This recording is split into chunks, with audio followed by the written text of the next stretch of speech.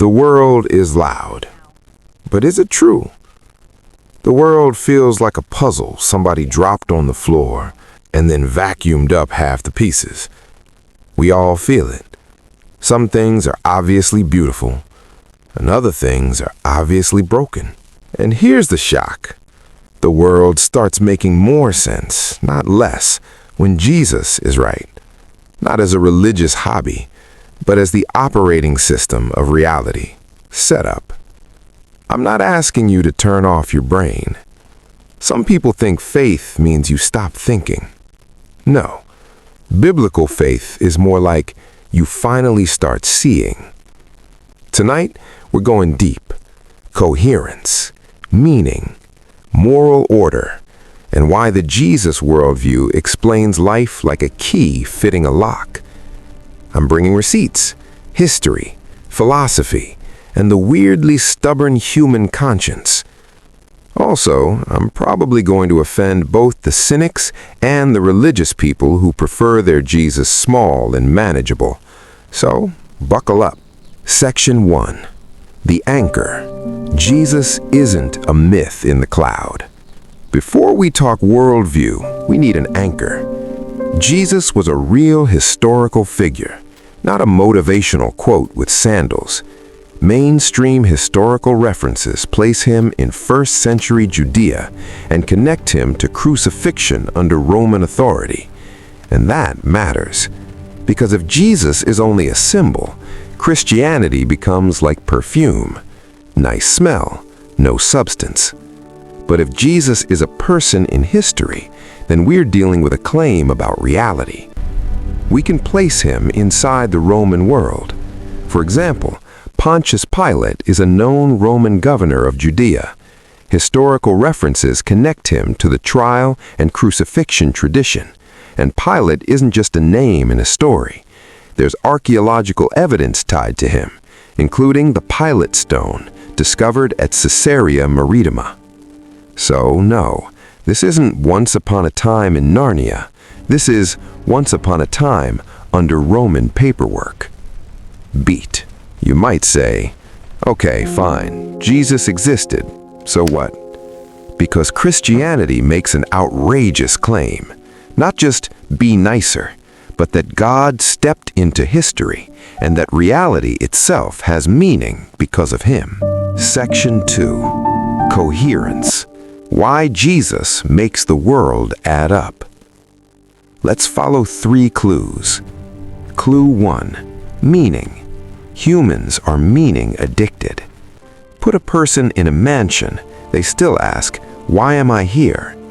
Put a person in pain, they still ask, what is this for? If the universe is purely accidental, meaning is basically a hallucination produced by survival chemistry. But we don't treat meaning like a hallucination. We treat it like a hunger, like thirst. And thirst usually implies water. Jesus' worldview says, you were made on purpose, for love, to know God, to reflect him. That's why beauty moves you. That's why betrayal crushes you. That's why more stuff never fixes the soul. Clue 2. Moral order. Wrong feels real. When someone hurts a child, we don't say, I personally dislike that. We say, that is wrong.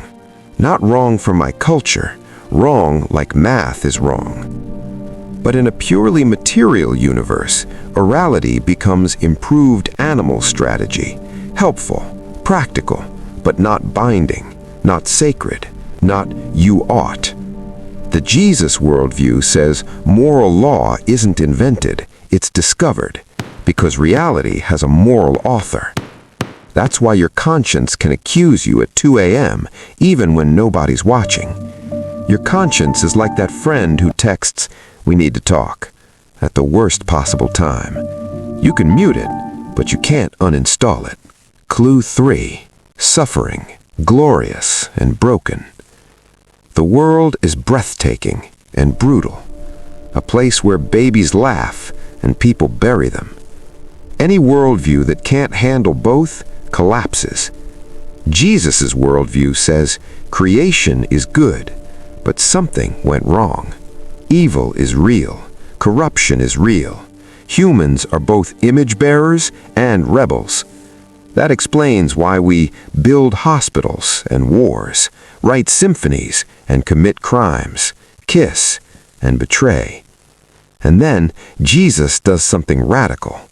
He doesn't just give advice about suffering, he enters it. Bridge. Now we reach the center. And this brings us to the core claim, the one Christianity stands or falls on. Section 4. The resurrection. If true, everything shifts. Christianity rises or falls on one claim. Jesus rose from the dead. Not his ideas lived on, not his influence survived. Resurrection. Philosophers analyzing miracle claims often discuss a minimal facts approach. Start with a small set of widely discussed historical points and ask what best explains them. We also have early Christian preaching embedded in very early sources, like Paul's letters, where he cites received tradition about Jesus' death, burial, and appearances. Scholars debate details, but widely recognize this tradition as very early. There are also discussions in scholarship about non-Christian ancient references, including Roman writing about Christians and Christus executed under Pilate, and later Jewish historian traditions that mention Jesus and Pilate, with ongoing textual debates. Notice what I'm not saying. I'm not saying case closed. I'm saying serious people treat this as a real historical question, not a fairy tale. Beat. Because if Jesus rose, then everything shifts. Meaning isn't imaginary. Moral order isn't a social trick. Death isn't the final boss. And suffering becomes a battleground, not a dead end. Section 4. The click. Why Jesus fits real life. Let's bring it home. The Jesus worldview explains things we all experience. Why love feels like the point. Not just romance, sacrificial love, the kind that costs. Jesus says the universe is grounded in love. Why guilt feels heavier than mistakes, because guilt isn't just oops, it's a signal you violated something real. Why forgiveness feels like supernatural mathematics, because it is. Forgiveness is the only force that can absorb evil without becoming evil. Why hope keeps resurrecting inside humans. Even in the darkest places, people still whisper, it shouldn't be this way. Christianity says, you're sensing the echo of Eden and the promise of restoration. Gentle contrast. Atheism can say, cheer up, you're stardust. But stardust doesn't write poetry about eternity. Stardust doesn't build cathedrals. Stardust doesn't forgive enemies. Image bearers do. Section 5. Invitation, not manipulation. So, here's the real question. Not, are you religious, but which worldview actually explains the world you live in? Because when Jesus is right, your life has weight. Your choices matter. Evil is real, but not ultimate. And love isn't a chemical accident. It's a clue. If you want, try a simple experiment for 7 days. Read one gospel chapter each day, not as tradition, as investigation. And ask, if this is true, what changes? If this hit you, comment coherence and tell me which part of life makes the least sense to you right now. Meaning, morality, or suffering. Subscribe, because next we're tackling the one thing modern culture struggles to explain. Why humans keep acting like souls are real. I'll see you in the next conversation. Thank you. Looks wonderful. Late for class.